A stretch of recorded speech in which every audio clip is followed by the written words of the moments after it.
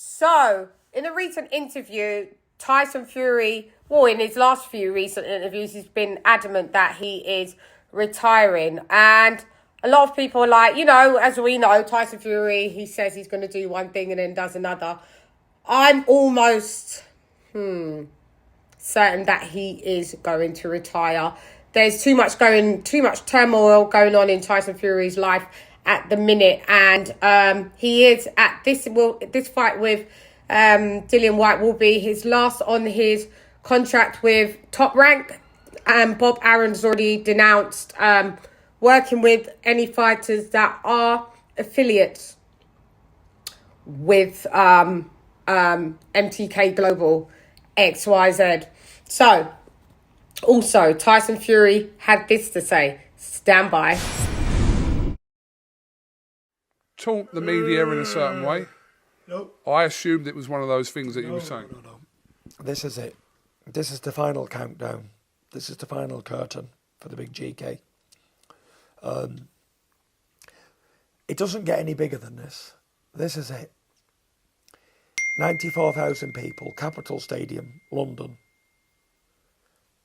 There's not much more I can do defending my belt at home. I was going to retire after the last Wilder fight. Me and Paris agreed this would be it in the changing rooms. Like, even before the fight happened at home in the room, don't want no more fights. Thank the Lord. Great. Then after the fight, this opportunity came along to fight here at home at Wembley. And even though I wasn't really keen on it to begin with, I thought that I owed the fans that much to fight back at home for the final time. Because I've been away. Most of the success I've had in the latter end of my career has been in America. So to return home after a long voyage abroad and give the fans one last showdown, I think I owe it to the fans who stayed up late at night to pay-per-views and whatever supported me along the journey. But this will be the end, for sure. Would you take offence to anyone disbelieving or doubting what you're saying?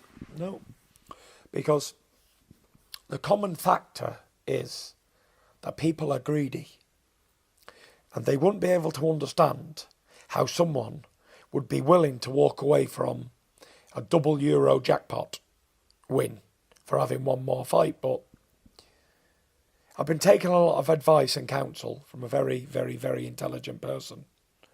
One of the cleverest men in history, the cleverest man in history, and the richest man in history as well. And he said that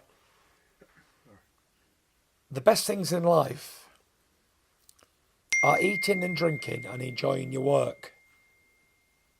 Not temples built of gold and everything else that you can think of. And this has come from the richest man that's ever lived and the cleverest man that's ever lived. This ain't your local man who works at the pub. This is the cleverest man and richest man in history who said this. So I got to believe him. And I'm happy. I'm contented with who I am. I'm contented with what I've done. I've made a few quid. I've won all the belts. I've done more than I ever wanted to. I've ticked off all the boxes, and I even get an extra added bonus, Wembley, to fight there, because that was never on my... So who is this richest man that's, not just any old Tom, Dick and Harry? Is he talking about Bob Aaron? Because that was the first name that come into my mind. The oldest and the richest, it has to be Bob Aaron. It's no one older. There may be people richer, but not older and richer. Then you'd have to correlate the two, and that comes up with Bob Aaron. So he was told to retire.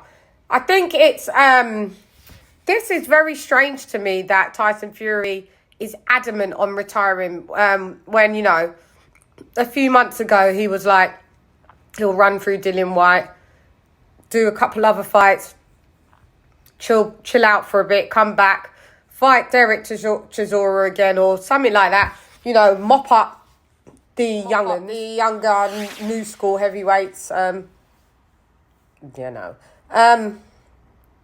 but it's almost like this is very serious. And I know Tyson Fury can flip-flop. He's the king of flip-flopping. But I do actually believe that he's going to announce his retirement, win, lose or draw, because I think there's so much things going on behind the scenes, and you can see the chaos that's starting to whip around Tyson Fury with the MTK Global, Daniel Kinahan,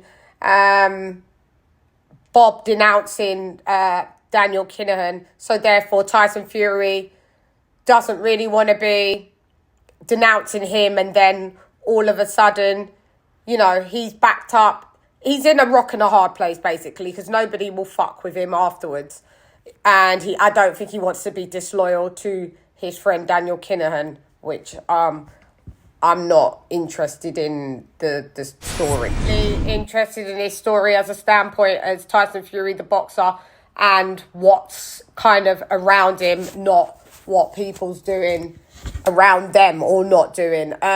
So I think this turmoil seems to be, he's in a rock and a hard place, and I don't think he'll be able to be re-signed without kind of denouncing over here. And if you go over here ain't going to put you on anywhere. So he's just like, do you know what? For all this hassle, let me just leave it. So I absolutely believe that Tyson Fury after this is calling it a day. We will be doing Doctorious We Are. He is. Yeah, that's where I'm going to leave it. I do believe Tyson Fury is going to retire after this fight with Dillian White. Anyway, I'm gone. Hey girl, it's LadyChann, rep none less. Come box with Shan. John. Ra. John.